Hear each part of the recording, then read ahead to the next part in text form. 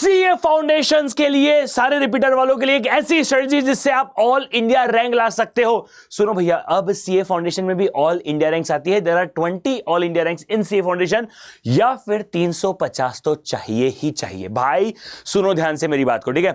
Attempt लगा है ना भैया, अटेम्प्ट लगने का बदला लेना सीखो, ठीक है। इस बार आप फेल हुए हो, अनसक्सेसफुल हुए हो, अगली बार आपके इंटरव्यू होने चाहिए कि कैसे आप फेलियर से ऑल इंडिया रैंक बने, कैसे आप फेलियर से 350 प्लस आपने स्कोर किया। सर क्या 350 स्कोर करना पॉसिबल है बचे हुए दिनों के अंदर? क्योंकि हमें पता है सर 16 सितंबर से आप लोगों की एग्जाम चालू हो जाएगी, इसीलिए डेडिकेटेडली वीडियो बना रहा हूं सितंबर 25 वाले बच्चों के लिए। कृपया करके हर बच्चा पूरी शिद्दत से इस वीडियो को देखेगा और आखिरी तक देखेगा। मैं कोशिश करूंगा इस वीडियो में हर एक चीज को कवर करूं, कुछ रह जाए हाथ जोड़ के निवेदन है, कमेंट करो, भाई तुम्हारा बैठा है, कमेंट में रिप्लाई करेंगे, ठीक है। चलिए सरकार, हे गाइस guys, जतन डेमला दिस साइड फ्रॉम किशोर इंदौर। स्वागत, नंदन, अभिनंदन एवरीवन, आप सभी लोगों का बहुत बहुत स्वागत है to this the amazing video. हाँ जी सरकार, अब ध्यान से सुनो मेरी बात को, ठीक है। अब ध्यान से सुनो, मैं इस पूरे वीडियो को बहुत सारे पार्ट्स में डिवाइड करने वाला हूं, ठीक है। मैं मान के चल रहा हूं कि ये वीडियो आप 10 जुलाई तक देख रहे हो, तो भैया 10 जुलाई से लेकर 31 जुलाई तक का हम पहला पार्ट बनाएंगे इस वीडियो का, ठीक है। देन सर हम लोग 1 अगस्त से लेकर 15 अगस्त तक डिवाइड करेंगे इस पूरे पार्ट को। फिर हम लोग डिवाइड करेंगे 16 अगस्त से 31 अगस्त तक, और आखिरी में मैं डिवाइड करूंगा 1 सितंबर से 10 सितंबर तक। देखो मुझे भी पता है आप लोगों की एग्जाम जो चालू होने वाली है वो होने वाली है कब से? सर आप लोगों की एग्जाम चालू होने वाली है 16 सितंबर से 22 सितंबर तक। भैया 11, 12, 13, 14, 15, 16 मैं कुछ नहीं बताने वाला। वहां आपको अकाउंट्स पढ़ना है, आपको लॉ पढ़ना है, आपको जो पढ़ना है पढ़ो, ठीक है। मैं 1, 2, 3, 4, अरे हाँ, मैं इन 4 पार्ट्स में जो है हमारे पूरे डिस्कशन को डिवाइड कर रहा हूं। सबसे पहली बात सुनो ध्यान से, 10 जुलाई के बाद भी अगर वीडियो देख रहे हो तो आपको उसके हिसाब से चलाना पड़ेगा, ठीक है। अब यहां पर ध्यान से सुनो, 350 लाना मजाक है क्या? नहीं। अब सबसे पहली बात, आपका रिजल्ट आ गया, हाँ सर। रोना धोना हो गया, हाँ सर। लगा था पास हो जाएंगे, नहीं हुए, हाँ सर। अब 2 बातें सुनो। सबसे पहले तो ना सजेस्टेड आंसर्स आ चुके हैं, ठीक है। सजेस्टेड आंसर आ चुके हैं May 25 एग्जाम के। सबसे पहले अगर आपने सोचा था कि आपको 60 मार्क आने वाले हैं, और अगर मान लो आपको 40 मार्क आए, मान लो आपके और कम मार्क्स आए, तो सबसे पहले कॉपी खोलो, सजेस्टेड आंसर्स देखो। आईसीए की वेबसाइट पे जाके मिल जाएंगे आपको, सिंपली सर्च कर दो सजेस्टेड आंसर्स, आपको जाके मिल जाएंगे, ठीक है। सबसे पहले May 25 के सजेस्टेड आंसर देखो कि भैया आपने क्या गलती करी, ठीक है। मैथ्स में क्या गलती करी, इकोनॉमिक्स में क्या गलती करी। सबसे पहले ये देखो आपका कौन कौन सा टॉपिक वीक है, ठीक है। ध्यान से सुनना, इसे कहते हैं सेल्फ एनालिसिस। अगर दुनिया को जीतना है तो पहले समझना पड़ेगा, बिना समझे नहीं जीत सकते। जैसे सिंपल से बात बताता हूं, एक लड़की है जो तुम्हें पसंद है, अब अगर उसे ब्लैक चीज पसंद है तो तुम हमेशा ब्लैक ड्रेस पहन के घूमते हो ना। ये क्यों करते हो? क्योंकि उसे पसंद है। तुम्हें पता कैसे पड़ा? तुमने उसके बारे में रिसर्च करी, उसे समझा, एनालिसिस किया, सबसे पहला, ठीक है। सेकंड चीज, मुझे लगता है आप लोगों को कॉपी बुलवानी चाहिए लॉ एंड अकाउंट्स की, ठीक है। क्योंकि बहुत सारे ऐसे बच्चे हैं जिन्हें लगता है सर मैंने लॉ में आंसर तो लिखा था लेकिन मार्क्स नहीं मिले, अकाउंट्स में आंसर तो लिखा था लेकिन मार्क्स नहीं मिले, या तुम्हें नहीं भी लगता है तो कॉपी बुलवा लो। सर उससे क्या होगा? उससे आपको पता पड़ेगा कि आपका कौन सा आंसर सही तरीके से काम कर रहा है, कौन सा आंसर सही तरीके से काम नहीं कर रहा है। मतलब जो आपने लिखा था, देखो बहुत बार क्या होता है, हमने पढ़ा अच्छे से, हमने मेहनत अच्छे से करी है, लेकिन हमने ना सही तरीके से लिखा नहीं है, वो एक बहुत बड़ी प्रॉब्लम है, ठीक है। तो ये आप लोगों को पता है, तो इससे बुलवाओ। सबसे पहली बात क्लियर है? हाँ जी सरकार, हमें ये वाली बात क्लियर है। तो मुझे हर बच्चे से सबसे पहले सेल्फ एनालिसिस चाहिए। अच्छा, वीडियो में आगे बढ़ने से पहले सारे बच्चे कमेंट करेंगे मैं इस बार 350 प्लस लाऊंगा, ठीक है। हर बच्चा कमेंट करेगा मैं इस बार 350 प्लस लाऊंगा। मैनिफेस्ट करो मेरे साथ आज कमेंट बॉक्स में, गारंटी के साथ बोल रहा हूं, रिजल्ट वाले दिन तुम्हें पता पड़ेगा आज के तुम्हारे एक कमेंट की कीमत क्या है, ठीक है। हर बच्चा कमेंट करेगा और अपने दोस्त के साथ शेयर करेगा, ठीक है। यहां तक की बातें क्लियर है? हाँ जी सरकार। अब 10 जुलाई से लेकर 31 जुलाई तक क्या होना चाहिए? अब मान लो आपको पता पड़ता है, फॉर एग्जाम्पल आपको पता पड़ता है कि आपका मैथ्स में इंडेक्स नंबर आपको नहीं आता था, ठीक है, लॉ में हो सकता है कोई एक्ट नहीं आता था, अकाउंट्स में मान लो आपका पार्टनरशिप वीक था या कंपनीज लॉ वीक था, मान लो आपका इकोनॉमिक्स में भी बिजनेस साइकिल वीक था, ऐसे कोई भी 7 8 10 टॉपिक आपके वीक है, ठीक है। सबसे पहले आपको इन डेप्थ कवरेज करना है। सर इन डेप्थ कवरेज करना है उस टॉपिक का, ये 10 तारीख से 31 तारीख तक की बात कर रहा हूं। इन डेप्थ कवरेज करना है, इन डेप्थ मतलब जो भी टॉपिक अभी तक नहीं आता था वो भैया हमें अच्छे से आना चाहिए, कोई भी टॉपिक मिस आउट नहीं होना चाहिए। देखो कुछ टॉपिक डेफिनेटली हो सकता है नहीं करो, जैसे डिफरेंशियल इंटीग्रेशन मत करो, इनइक्वालिटीज मत करो, है ना, इकोनॉमिक्स में तो ऐसा एक भी टॉपिक नहीं है, लेकिन ये 2 3 टॉपिक आप नहीं करोगे कोई प्रॉब्लम नहीं है, बाकी सब करना पड़ेगा, ठीक है। सो इन डेप्थ कवरेज करना है सबसे पहले, यानी इन डेप्थ कवरेज यानी कोर्स कंप्लीशन, ठीक है। उसके बाद 1 टाइम रिवीजन। सर एक बार आपका रिवीजन भी होना चाहिए इन्हीं दिनों के अंदर। सर कैसे होगा? 20 ही तो दिन है। सुनो भैया, 20 दिन में कोई बहुत पहाड़ नहीं तोड़ना है। इकोनॉमिक्स के 10 चैप्टर है, मैथ्स के 20 चैप्टर है, मान लो तो ठीक है, मान लो 30, टोटल मिलाकर मान लेता हूं 50 चैप्टर है। Correct correct correct correct. अरे भैया एक दिन में 2 ही तो चैप्टर रिवाइज करना है, किसी का बड़ा उठा लिया, किसी का छोटा उठा लिया। मान लो फॉर एग्जांपल मैथ्स में आपने उठा लिया मैथमेटिक्स ऑफ फाइनेंस, तो उस दिन इकोनॉमिक्स में उठा लो चैप्टर 1 या बिजनेस साइकिल, छोटा चैप्टर उठा लो, किसी का बड़ा चैप्टर किसी का छोटा चैप्टर। किसी दिन हो सकता है सिर्फ एक ही सब्जेक्ट का एक ही चैप्टर हो, तो फिर अगले दिन 2 चैप्टर 3 चैप्टर कर लो। समझ में आ रहा है? 1 टाइम इन डेप्थ रिवीजन होना चाहिए एंड फ्यू टेस्ट। बस बस बस बस बस बस बस इतना सा टारगेट है भैया, जो टॉपिक नहीं आता है वो आना चाहिए, ठीक है। इस बार अब कोई सिलेक्टिव स्टडी नहीं चाहिए, ठीक है, इस बार कोई सिलेक्टिव स्टडी नहीं चाहिए, अच्छे से पढ़ना है, घुस के पढ़ना है और शानदार तरीके से पढ़ना है, ठीक है। कोई सिलेक्टिव से a big no to selective studies. Clear है? हाँ जी सरकार। तो सबसे पहले इन डेप्थ कवरेज होना चाहिए, पहली बात। दूसरी बात, एक बार आपका पूरा रिवीजन खत्म हो जाना चाहिए, बिना उसके मजा नहीं आएगा। उसके बाद कुछ टेस्ट हो जाना चाहिए। सर कुछ टेस्ट का आप एक बार एक्सप्लेन करो, कुछ टेस्ट का मतलब क्या है? देखो कुछ टेस्ट का मतलब है पोर्शन वाइज टेस्ट आपको करनी है। ये पोर्शन वाइज की टेस्ट जो है, एक्चुअली में पोर्शन वाइज टेस्ट का मतलब क्या होता है? मान लो पूरे माइक्रो इकोनॉमिक्स की एक टेस्ट कर ली, सिर्फ माइक्रो इकोनॉमिक्स की टेस्ट कर ली, सिर्फ मैथ्स की एक टेस्ट कर ली, लॉ में जो 5 एक्ट है उनकी कोई टेस्ट कर ली, पार्टनरशिप की एक टेस्ट कर ली, कंपनीज लॉ की कोई टेस्ट कर ली। सर अब टेस्ट का क्या करें सर, कैसे लाएं? सुनो भैया, बिना टेस्ट के रैंक नहीं आती, बिना टेस्ट के मेहनत से कुछ नहीं होता, ठीक है। तो भैया अब आपको टेस्ट सीरीज खरीदना है खरीद लो, जहां से खरीदना है वहां से खरीद लो। मैं कोई प्रोडक्ट नहीं बेच रहा, कुछ नहीं बेच रहा, ठीक है। जहां से खरीदना है वहां से खरीद लो, जो करना है वहां से कर लो। मैथ्स में कोई प्रॉब्लम है, मैंने एक बूस्टर सीरीज ली है, ठीक है, मैथ्स की एक फास्ट ट्रैक मान लो, फास्ट ट्रैक या बूस्टर सीरीज मान लो, लिंक डिस्क्रिप्शन में जाके एक बार देख लो, आपको मजा आ जाएगा। वैसा ही कमेंट करोगे मैं इकोनॉमिक्स का ही बना दूंगा, ठीक है। समझो सबसे पहले इन डेप्थ कवरेज हो गया, हाँ जी सरकार। एक टाइप रिवीजन हो गया, हाँ जी सरकार। फ्यू टेस्ट हो गई, हाँ जी सरकार। अब कुछ फ्यू टेस्ट आपकी यहां पर होंगी, मतलब सर एक तरीके से मैं आपको बोल रहा हूं कि आपको ना पोर्शन वाइज टेस्ट देना है, ठीक है। तो कुछ पोर्शन वाइज टेस्ट आप जुलाई में दे दो, कुछ पोर्शन वाइज टेस्ट आप 15 अगस्त तक दे दो, ठीक है। और 1 मोर रिवीजन, मतलब 1 मोर क्विक रिवीजन। तो आपने जुलाई वाले महीने में क्या किया? सर जुलाई वाले महीने में आपने एक तरीके से एक इन डेप्थ रिवीजन कर लिया, करेक्ट, और आपने टेस्ट देना शुरू कर दिया। अब कुछ टेस्ट आपने तब दे दिए, कुछ टेस्ट आपने अगस्त में दे दिए, और एक आपने एकदम क्विक रिवीजन कर लिया। अब आप समझो आपके 2 रिवीजन खत्म हो चुके हैं, ठीक है, 2 रिवीजन्स खत्म हो चुके हैं। इसके आगे बेटा मजा आने वाला है भी अपने को, ठीक है। आपने अगर 2 रिवीजन कर लिए, सर आप थोड़ा सा टाइम टेबल बताओ हमें कैसे करना चाहिए। देखो सुबह उठना सुबह उठो, रात को उठना रात को जागो, मैं कुछ नहीं बोल रहा, लेकिन मैं आपको एक सॉल्यूशन दे रहा हूं। आपको अपने डेली रूटीन को डिवाइड करना पड़ेगा। फॉर एग्जाम्पल आपने अकाउंट्स को दे दिया 2 घंटे, लॉ को दे दिया आपने 1.5 घंटा, मैथ्स को दे दिया आपने मान लो 1.5 घंटा, इकोनॉमिक्स को आपने दे दिया 1 घंटा फॉर एग्जाम्पल।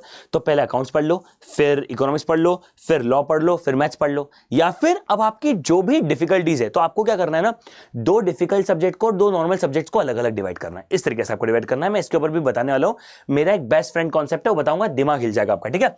सरकार अब आपको सर फिर 16 अगस्त से लेकर 31 अगस्त तक का क्या टारगेट रखना है? 16 अगस्त से लेकर 31 तक आपको 1 बोल रहा हूं, 2 टेस्ट ऑफ 100 मार्क्स ऐसा लिख दो। सर आपको 100 मार्क के 2 टेस्ट देने हैं हर सब्जेक्ट के। I know it will be 8 test. अरे भैया ज्यादा कुछ नहीं करना है, एमटीपी कर लेना, ठीक है, कोई पीवाईक्यू उठा लेना, कुछ भी उठा लेना, लेकिन आपको 2 टेस्ट देने 100 मार्क के। कोशिश कर लो, साम दाम दंड भेद 2 टेस्ट। अब ये 2 टेस्ट देने के लिए आपको साथ में मैराथन या फिर एक रिवीजन करना होगा। अब आप समझो, तीसरी बार आप रिवीजन कर रहे होगे 16 तारीख से लेकर 31 तारीख तक। मैं आपको एकदम फाइनल डेट्स दे रहा हूं। इन डेट्स में अगर ये हो गया 350 लाने से कोई नहीं रोक सकता, ठीक है। सो 2 टेस्ट आपको देनी है 100 मार्क की। टोटल कितनी हो जाएगी? 8 टेस्ट देनी है आप लोगों को। अब जैसे मैथ्स और इकोनॉमिक्स की तो 2-2 घंटे की, उनकी 3-3 घंटे की। और टाइम बेस्ड टेस्ट दो।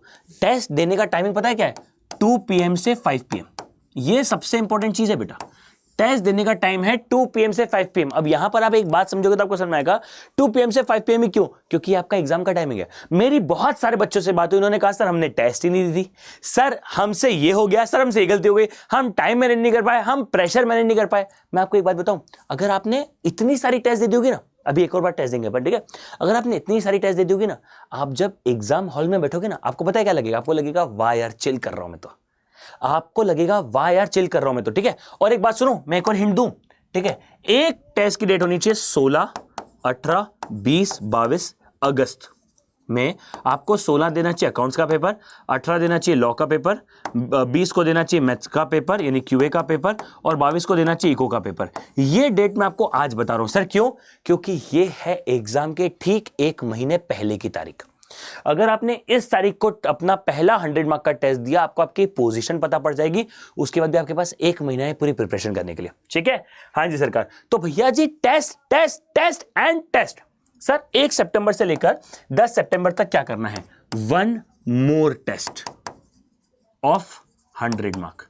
एक और पेपर देना है आपको। अभी मैं बेस्ट फ्रेंड की एक बेस्ट स्ट्रेटजी बताने वाला हूं, लेकिन उससे पहले मैं आपको पूरा प्लान बता के दे रहा हूं, ठीक है, डेट वाइज। एक और टेस्ट देना है प्लस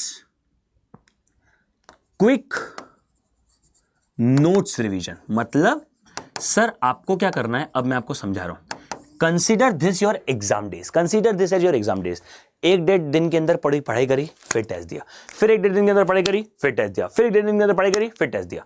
तो ये आपको क्या करना है, आपने पढ़ते समय जो खुद के नोट्स बनाए, जो खुद का पूरा कंटेंट बनाया, उस कंटेंट से पढ़ना है और उस कंटेंट से पढ़ के आपको एक 100 मार्क का टेस्ट देना है। अगर आप देखोगे अपन ने पोर्शन वाइज टेस्ट दे दिए, करेक्ट, अपन ने 300 मार्क्स के पेपर दे दिए, करेक्ट। मैं मान रहा हूं टाइम थोड़ा सा कम है, मैं मना नहीं कर रहा हूं कि टाइम कम नहीं है, लेकिन मैंने जो भी प्लानिंग आपको दी है डेट वाइज दी है ताकि आपको कोई समस्या नहीं है, ठीक है। सो अगर आपने 300 मार्क के पेपर दे दिए, आपने पोर्शन वाइज टेस्ट दे दिए और 3-4 बार रिविजन कर लिया ना भाई, मैं लिख के देता हूं 350 से कम नहीं आएंगे।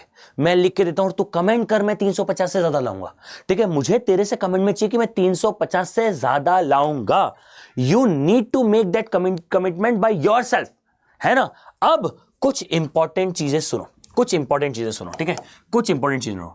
अकाउंट्स में आप लोग ना प्लीज जो वर्किंग नोट बनाना है, जिस तरीके से आपको टेबल्स बनानी है, जिस तरीके से P&L लेजर जो सब कुछ बनाना है, उसकी लिख के प्रैक्टिस करो, पढ़ के नहीं होगा, ठीक है। सर लॉ में क्या करें? बेटा सुनो मेरी बात, लॉ में ना ध्यान से सुनना मेरी बात को, ठीक है। लॉ में ना आपको कीवर्ड्स बार बार लिखने हैं। आप लोगों को कीवर्ड्स ना, अब सुनो, लॉ में पता है प्रॉब्लम क्या होती है? लॉ में प्रॉब्लम होती है पढ़ने में आता है, समझ में आ जाता है, कुछ लोगों को डर भी लगता है, लेकिन पढ़ने में आता है, समझ में आता है, ठीक है। अब जो भी आप जैसे कंपनीज एक्ट की एग्जांपल दे रहा हूं, ठीक है। कंपनीज एक्ट के आपने एक डेफिनेशन पढ़ी कि कंपनी क्या होती है, तो company is a company which is registered under the act of 2013 और एनी प्रीवियस एक्ट, करेक्ट। तो आपके दिमाग में लिखा होना चाहिए कंपनी रजिस्टर्ड एक्ट 2013, ऐसे लिख के करो। सुनो बेटा, एक चीज समझो, क्या आप पूरा कट कॉपी पेस्ट मॉड्यूल का एग्जाम में लिख सकते हो? नहीं लिख सकते, मैं बता रहा हूं तुम लोगों को, नहीं पॉसिबल है। लेकिन कीवर्ड्स मैच कर सकते हैं सर, कीवर्ड्स मैच कर सकते हैं, पॉइंटर्स मैच कर सकते हैं, देन डू दैट। अगर आप कीवर्ड्स और अगर आप पॉइंटर्स मैच कर सकते हो तो प्रभु किसका वेट कर रहे हो आप? लॉ को लिख के करो, पढ़ के नहीं होगा। सर क्यूए में क्या करूं? सर क्यूए में मैं आपको बताऊं, सबसे पहले सर क्वेश्चन प्रैक्टिस करो। सबसे पहली चीज, बच्चे क्वेश्चन प्रैक्टिस नहीं कर रहे हैं, उतनी मुझे पता है, इसलिए मैं बार बार कह रहा हूं क्वेश्चन प्रैक्टिस करो। क्वेश्चन के साथ सर टाइम बेस्ड सॉल्व करो। सर टाइम बेस्ड मतलब देखो, क्या आप लोगों से 30 सेकंड के अंदर, 40 सेकंड के अंदर, 50 सेकंड के अंदर क्वेश्चन सॉल्व हो रहा है, नहीं हो रहा है? अरे भैया कैलकुलेटर पे हाथ साफ करो, कैलकुलेटर पे हाथ साफ करो एंड मिक्स क्वेश्चन प्रैक्टिस करो। मिक्स क्वेश्चन वैसे अभी 2-3 अटेम्प्ट से अपन देख रहे हैं, मिक्स क्वेश्चन नहीं आते हैं। मिक्स क्वेश्चन का मतलब क्या होता है? मिक्स क्वेश्चन का मतलब होता है पहले चैप्टर का क्वेश्चन कर लिया, तीसरे चैप्टर का क्वेश्चन कर लिया, फिर पांचवें क्वेश्चन चैप्टर का क्वेश्चन कर लिया, फिर पहले चैप्टर का क्वेश्चन कर लिया। ऐसे एकदम खिचड़ी बना के सॉल्व करो। 2-3 अटेम्प्ट से मैं देख रहा हूं कि क्वेश्चन एकदम सीक्वेंस में आ रहे हैं, बहुत अच्छी बात है, लेकिन फिर भी आप अपनी तरफ से मिक्स क्वेश्चन की प्रैक्टिस करो।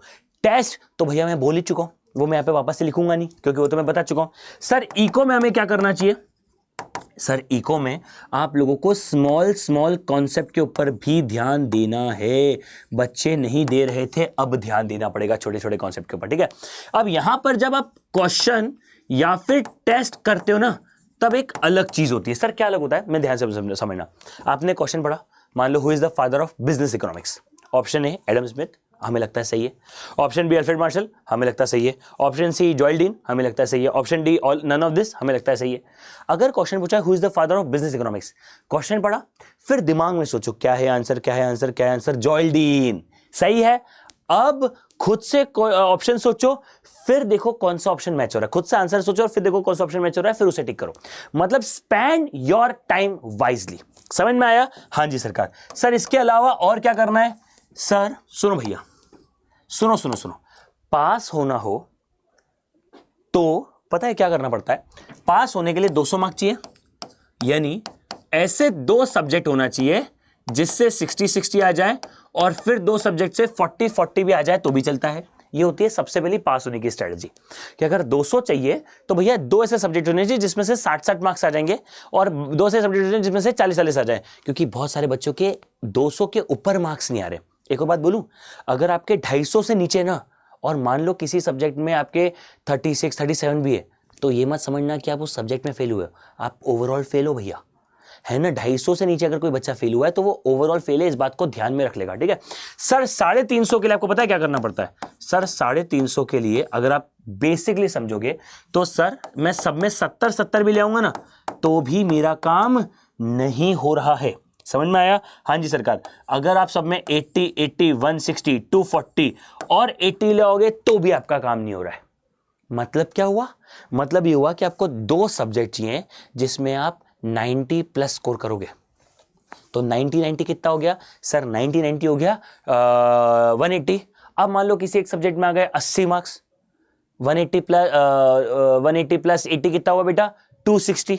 अब आपको एक और सब्जेक्ट में ऑलमोस्ट 90 मार्क्स चाहिए, तब जाके 350 बनते हैं। सर रैंक लाने के लिए मिनिमम कितने मार्क्स चाहिए? देख 240 के नीचे तो रैंक नहीं आएगी, ठीक है। 240, 235 के नीचे रैंक नहीं आएगी, मतलब उससे ज्यादा मार्क्स लाने पड़ेंगे, है ना। तो 235, 240 से नीचे तो रैंक आएगी नहीं, यानी आप सब में आपको अच्छा होना पड़ेगा 350 स्कोर करने के लिए। 80 भी नहीं हो रहा बेटा, 90 360 होता है। समझ में आया? मतलब आपके 2-3 सब्जेक्ट ऐसे होने चाहिए कि आप 100 लेके आ रहे हो, और एक आधा सब्जेक्ट अगर कोई ऐसा हो जिसमें अगर आपके 80 के आसपास आ जाएंगे, तब जाके आप 350 ला सकते हो। तो 350 का मतलब किसी एक सब्जेक्ट में स्ट्रांग होना नहीं होता, सारे सब्जेक्ट में स्ट्रांग होना होता है। किसी एक सब्जेक्ट पे फोकस करने में नहीं होगा, सारे सब्जेक्ट पे करने पे होगा। किसी एक सब्जेक्ट पे मेहनत करने से नहीं होगा, सारे सब्जेक्ट पे मेहनत करने से होगा।